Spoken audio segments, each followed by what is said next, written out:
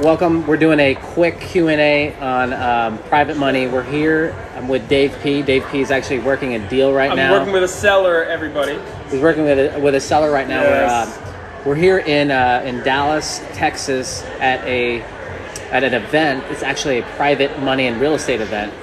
And we're networking with a lot of our private lenders, and some of them are actually right behind us. So we want to do this quick live. We'll go on for about 20 minutes or so, answer any questions that you guys may have about private money, and hopefully we can add some value to you guys. But private money, first of all, private money, just to get some questions answered that kind of keeps coming up, is that private money are individuals that have money either in a bank or a self-directed IRA, and they're looking for a better returns than they're getting at a savings account, a self-directed IRA that's really not giving them the amount that they're looking for. So us as real estate investors, operators, use private money to buy the property, renovate it, rent it out, and keep it as long-term rentals or even short-term rentals. And then third, we flip houses with private money. So we're here to do a quick kind of lesson about private money and how we've raised north of $20 million, not only from this group, but through our network. Because private money, how you get access to it is through your network. It could be your attorney. It could be your accountant. We call them CPAs. It could be your accountant. It could be a family member. It could be a coworker. They just need to know that you are in the real estate business. Okay? They need to know that you're good at finding off-market deals. We're here to help you. This is Dave. What's up, Dave? Yo. And so they just don't have access to the deal flow that you do, like that you're always kind of looking, right? So we're here to answer any questions that you have. We'll do a quick Q&A, but we're here in Dallas because a lot of our private lenders are from a specific group like this, and they're dentists, doctors, healthcare professionals, and basically what we do is we put their money into real estate. So if you guys are, I'm going dual lives here, so I'm on IG and on TikTok. If you have any questions about this, put it in our comments and then we can answer your questions. So the first question that we have, Dave, is if you have a great deal, would you wholesale it or look for a private lender to finance it? So the first question is, if you got a great deal, would you wholesale it or take it down, take title? So you would need a private lender to, buy the property. It could be a fix and flip or a rental, right? Or wholesale it. And it completely depends on you and your situation, right? So if you are in a position where you're just starting out and you're not comfortable doing a rehab project or doing a construction project, yes, you should probably wholesale that property, right? But if you're a little bit more comfortable with real estate, if you're a little bit more comfortable with the construction process, you should consider then buying the property using a private lender and then either managing the construction for a fix and flip project or for a BRRRR project. So what RJ didn't mention, yes, we buy rentals. Every single rental that we buy is with a private lender, like RJ said, but we don't leave that private lender in place after we get it rented. No, that's when we take it down to a bank and refinance that property. And when we refinance it, that is when the private lender is paid back. They're paid back with all their interest, or they've been earning monthly interest the whole time. They get all their money back, and now we pay the bank the monthly payments instead of the lender. So we're going to be raising private money every time we're either buying a property that we intend to refinance and keep in our portfolio, or a property that we are going to buy, fix up, and resell for a profit. But if you're not comfortable doing construction, then you shouldn't be doing either one of those. So you should probably just keep wholesaling properties until you get more comfortable, learn more about the construction side of things. That's what we teach. You can follow us at risewiththecream.com. We just did an entire video all about how to protect yourself from not good contractors. There's plenty of contractors out there that are very good. We take care of our contractors just like team members, but there's a few bad apples in every single bunch, and you have to know how to protect yourself from these contractors. RJ and I just did a great video explanation. RJ went through the paperwork on all of the paperwork that we use to protect ourselves from bad contractors or the bad apples out there. And until you learn that stuff, really you shouldn't be raising private money, because there is risk. Every time you raise private money, that's risk, right? So keep wholesaling properties until you have that comfort level and that confidence level to start either fixing and flipping or doing the BRRRR strategy.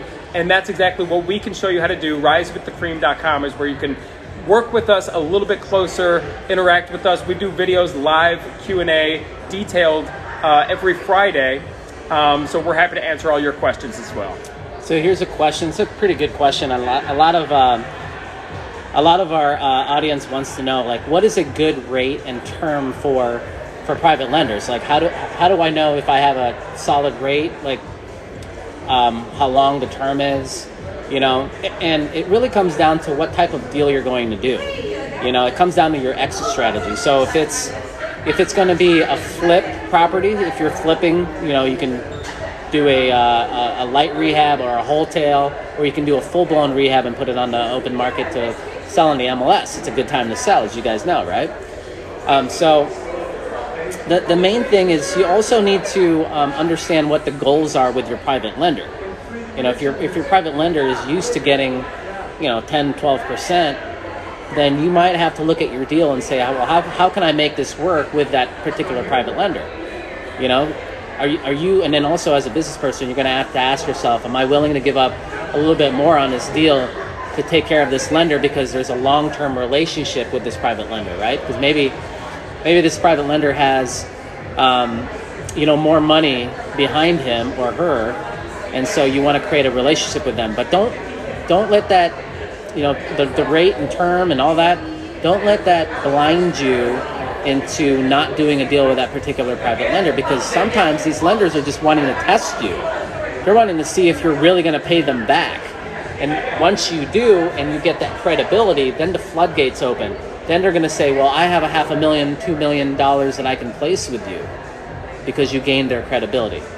No, that's absolutely right. We've seen time and time again investors who are new and they're so, concerned about the rate and the points or fees or something like that, which, you got to expect to pay probably around a double-digit interest rate, so around 10%, maybe probably more. If you're new, you got to expect to pay some fees or points because you're new and you're more of a risk.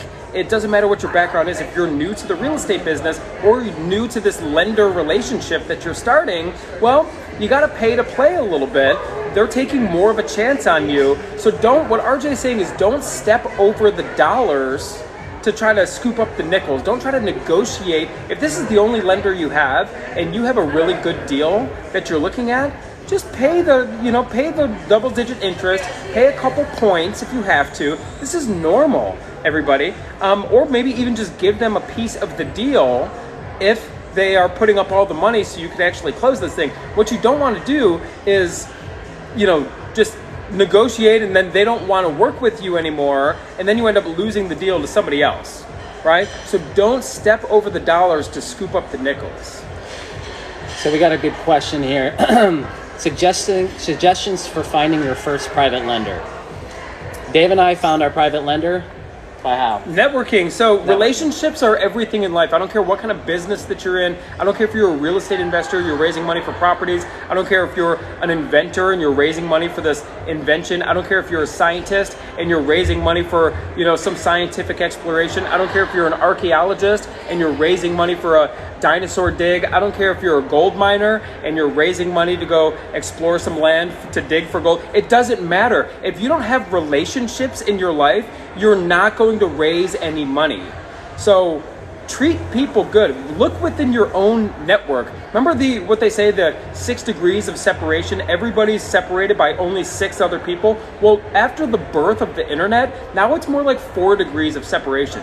Everybody you could get in touch with anybody you want. That is an excuse to say, well, I can't meet anybody. You can't meet anybody. You're talking to thousands of people every single day. What you should do is focus on building these relationships, making them a little bit deeper. Don't be afraid to tell people what you do and that you're out there finding off-market deals. And then when you find a good deal, and that's what we teach at risewiththecream.com, how to find deals, how to evaluate deals, how to negotiate deals, right? And when you have a good deal, then you can put that deal in front of any savvy person and they're going to want to do the deal with you because they're going to know it's a good deal. Let the deal do the selling for you. If you have a good enough deal, the deal will sell itself and you'll raise all the money that you need. But if you don't have relationships, you're going to have no one to present the deal to.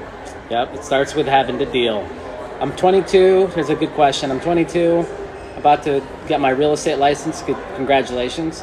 What are the perks of working independently versus joining a firm? Perks to having a real estate license. What are the perks of working independently versus joining a firm? Yeah. Well, if you're joining a firm, you can probably learn from other people's experience, which is something to consider. If you're just going to be a lone wolf and be independent, sure, you have the opportunity to make more profits, but it could be a lonelier road and it could be a longer learning curve. So sometimes being with a firm and having that network around you allows you to bounce ideas around, shorten your learning curve. Even if you're making less money, maybe that knowledge is just as valuable or more valuable than the more money or more profit potential.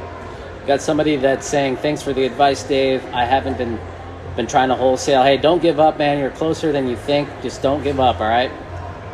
Do you think buying a home now versus interest rate higher later on an equal mortgage? Why would you want a higher interest rate? Yeah. Now's a good time to buy. In a hot market, on our down market, you can always find good deals. If rates go up, but rates are not going to go up drastically anytime soon. They can't raise the rates because the debt is too high, and it's all dictated by the Fed. They're not going to raise the rates substantially anytime soon. So it's always a great time to buy. And if you know how to evaluate deals, then there's always a way to find a good deal now in the future, but don't wait. Start learning to find off-market good deals. We have a really good episode about how to find deals on a shoestring budget, guys. So go to our YouTube channel, it's the Cream Real Estate Investors. We have to go into this private money conference. So if you have questions, we're going to go live again while we're here and share kind of some more tips on how to find these private lenders. They're in your network though, guys. You got to get out and meet people, shake hands, and be curious about what they're investing their money in. Okay, this is a specific conference with healthcare professionals that are looking to get their money into real estate. So, guys, appreciate it. We'll see you soon on the next live video. See ya.